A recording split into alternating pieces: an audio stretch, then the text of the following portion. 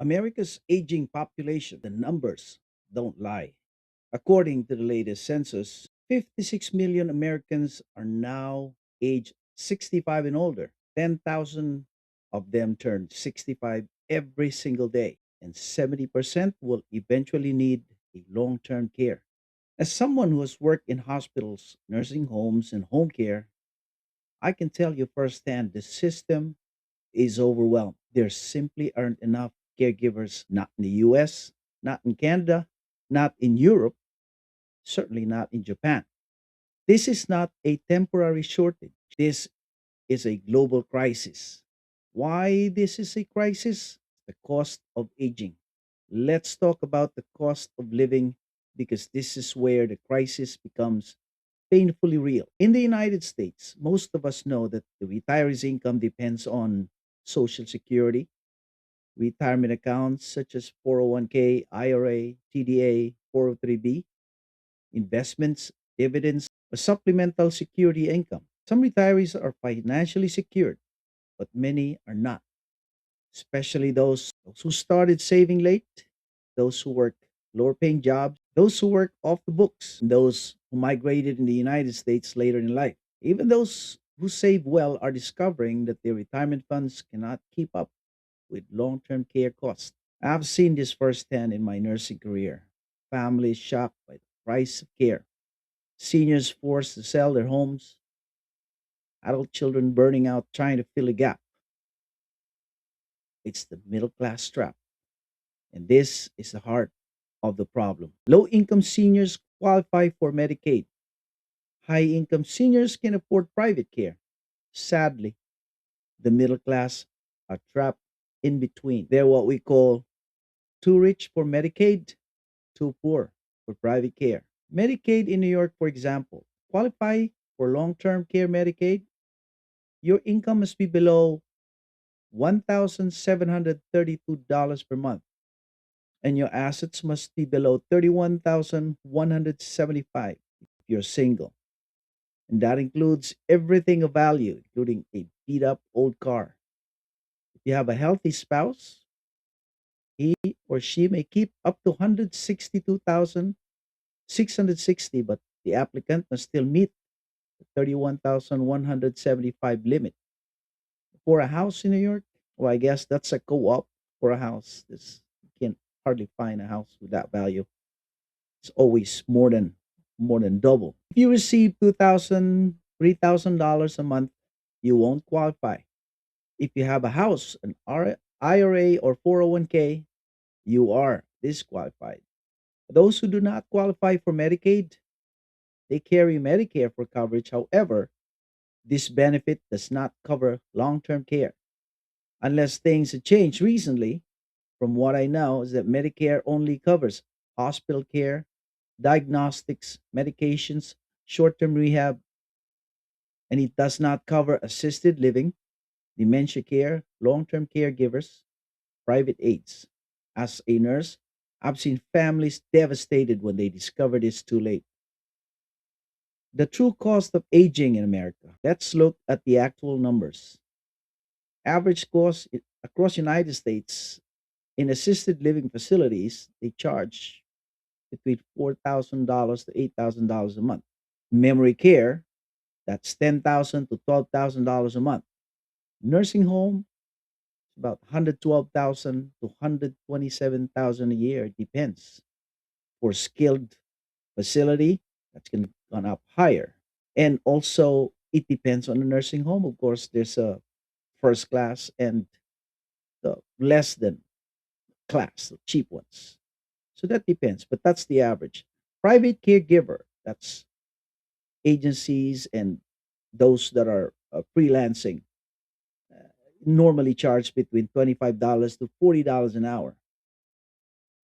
So if someone needs 24-hour home care, expect to have a budget of 6,000 to $12,000 a month.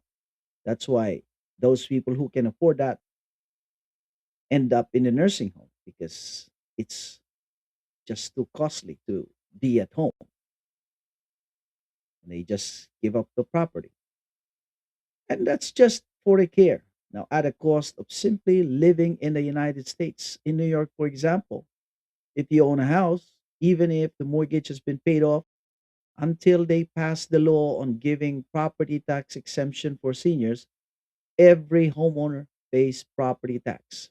Depending on the value and location of your property where you live, and I'm using the cost in New York, Westchester here, where I'm from, a single family house with 3 to 4 bedrooms, of course, co-ops and townhouse and condominiums may have different costs, which may include HOA, parking, and other fees.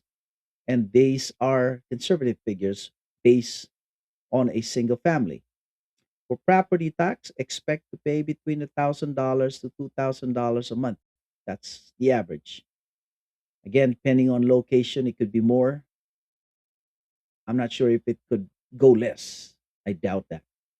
Home insurance, expect to pay between $500 to $700 a month. That's for the hazard. If you're on a flood zone, expect to pay more. That's another coverage. Heating and electricity. By the way, if your home is already paid off,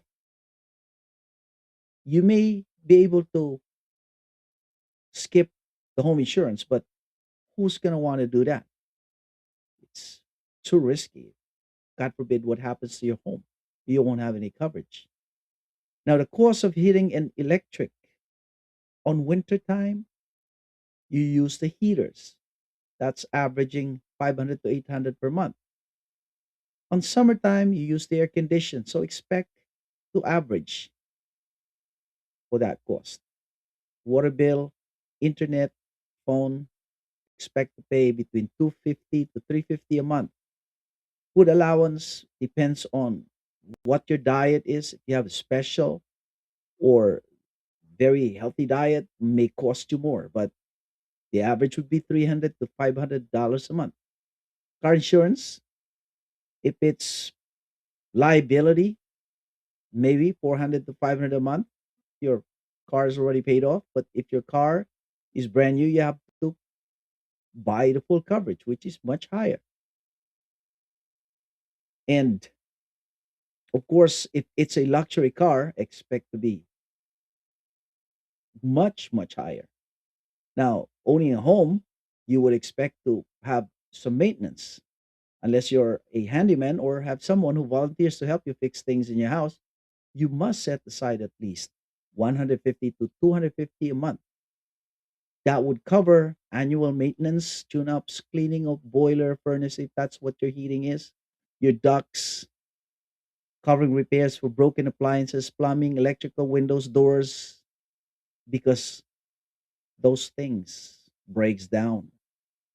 If you have a yard, lawn maintenance in spring and summer, winterizing during fall, and snow removals during winter.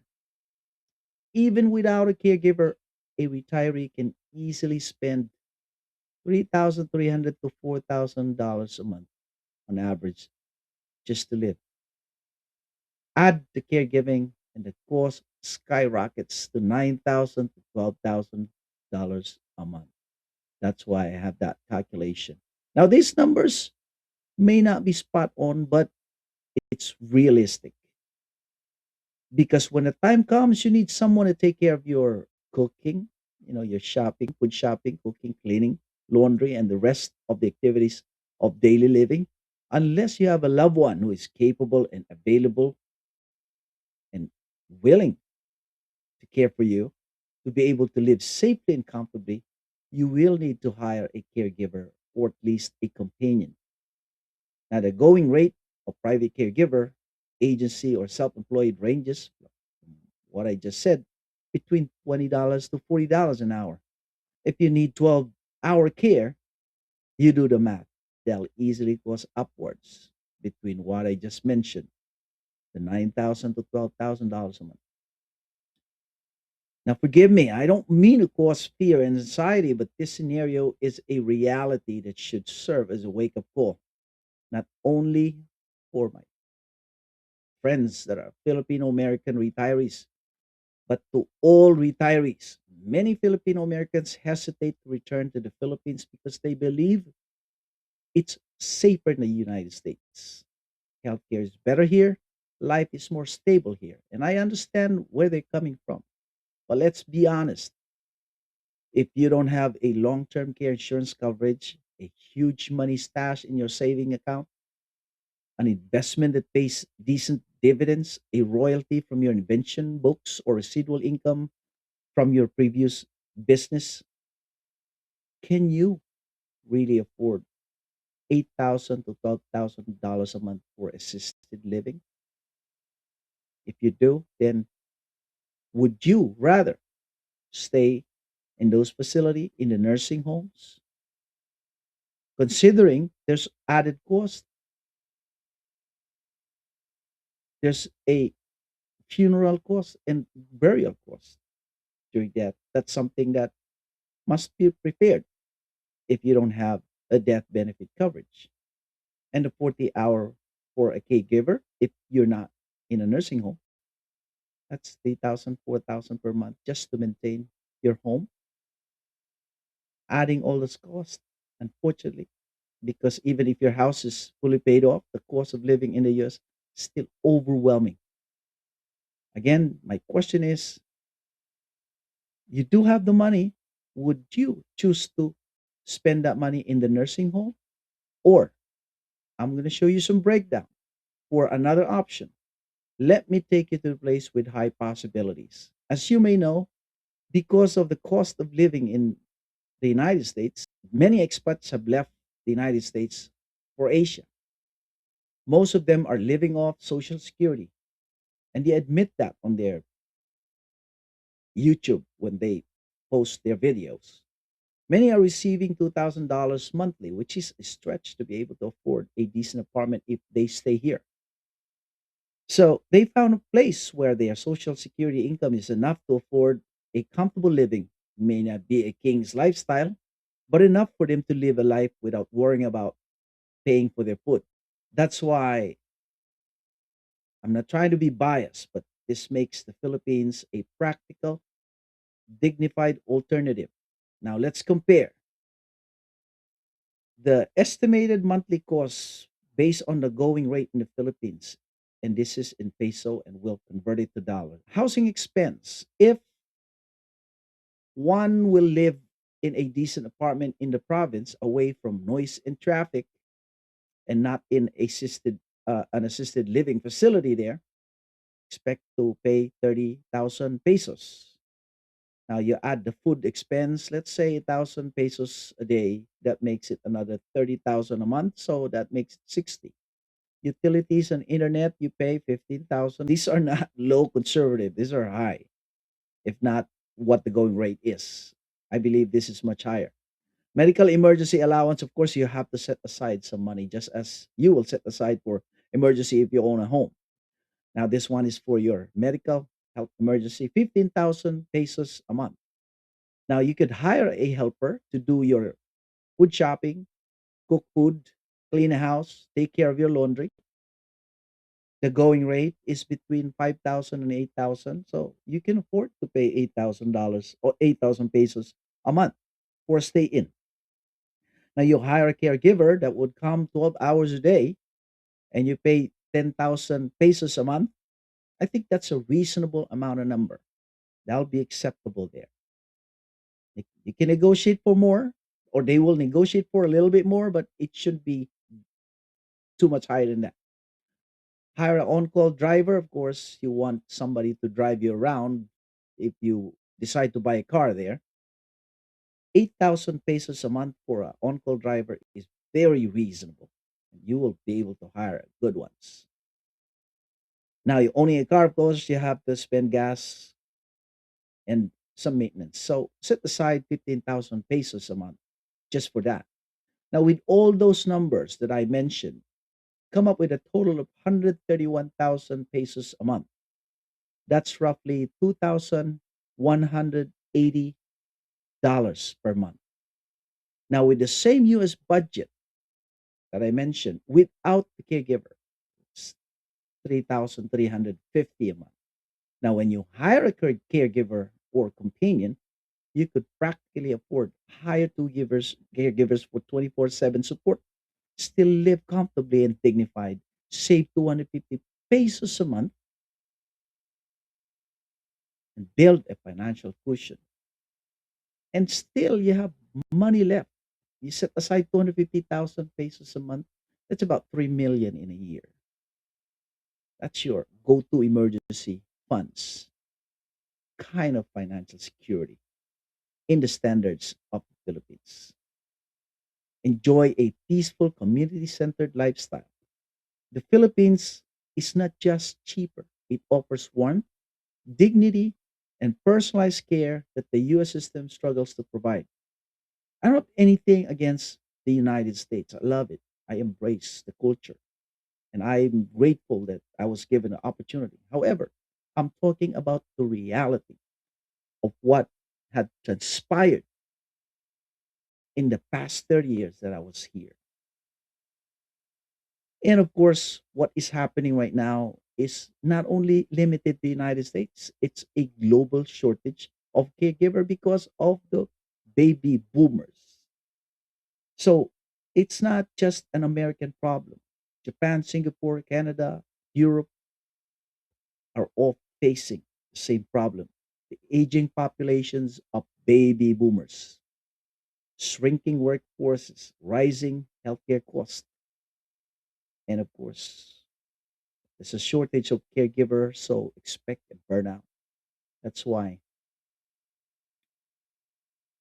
the world is looking for solutions. And the Philippines, with its English speaking workforce, culture of compassion, lower cost of living, is emerging as a realistic, sustainable, and humane option. This is where the vision comes in. The Philippines countryside is an upgrade of Hawaii. I know that because I came from there. Minus the enormous cost of living. The Philippines has the potential to become a global hub to train higher standard of caregivers, to which I am deeply involved in working hard to build that. A destination for a assisted living communities for retirees. We can build a resort style retirement haven. We have the experts, we have the nurses, caregivers, doctors, a center for dementia care and wellness programs, especially in regions like Mindanao, where land is abundant, communities are peaceful, manpower strong, and development potential is high. This is the next wave, a disruptive, phenomenal trend that could reshape the future of aging because the world is aging. The caregiver shortage is real, and the middle class is being squeezed harder than ever. But there is hope. The Philippines is rising as a practical, dignified, and compassionate solution, not just for foreigners, but for Filipino Americans who want to age with comfort, security, and peace. That's why aging happily is becoming a movement for caregivers and seniors advocacy, where we explore real options, real numbers, and real solutions for a better, more dignified life for our seniors. We are building an ecosystem of emotionally intelligent, compassionate, highly skilled caregivers that will support the needs and allow our seniors to live a happy, dignified, safe environment. Thank you for watching. Stay informed, stay empowered, stay hopeful. See you in the next episode.